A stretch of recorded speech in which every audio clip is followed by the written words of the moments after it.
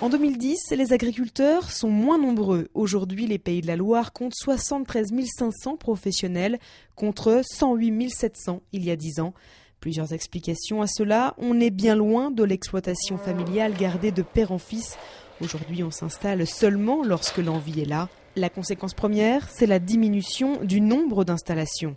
En 2010, en effet, 34 300 exploitations étaient implantées dans la région. 10 ans plus tôt, il y en avait 20 000 de plus. Donc on a un phénomène de charge et de produits qui fait que les exploitations agricoles sont soumises à des équilibres financiers, de rentabilité, qui font que y a eu besoin de restructurer les exploitations agricoles. Donc ça s'est traduit par des regroupements. En travaillant sur une même exploitation, les agriculteurs peuvent désormais mieux organiser leur travail, se relayer pour les astreintes, mais aussi se libérer du temps libre.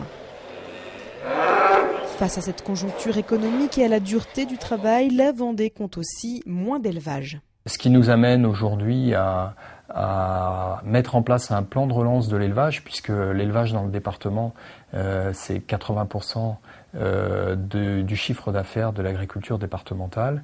Et donc il y a besoin de relancer une dynamique autour de l'élevage, et on va lancer un plan de relance de l'élevage donc au cours de l'année 2011-2012.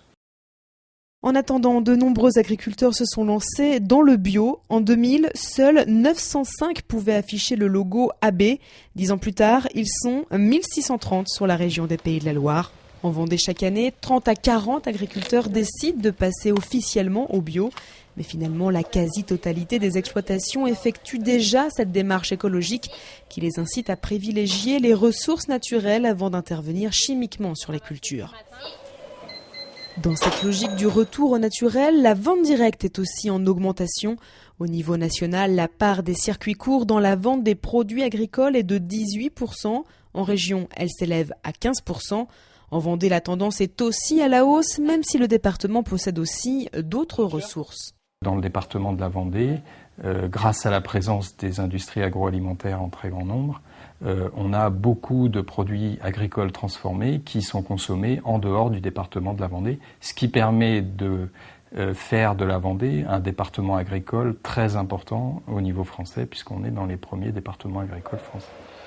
Le département reste donc une terre agricole dynamique, mais les 8000 exploitants vendéens le savent, le secteur reste un milieu difficile. Il faut savoir vivre avec la nature tout en se modernisant et en s'adaptant aux crises qui ont déjà et toucheront encore les différentes filières.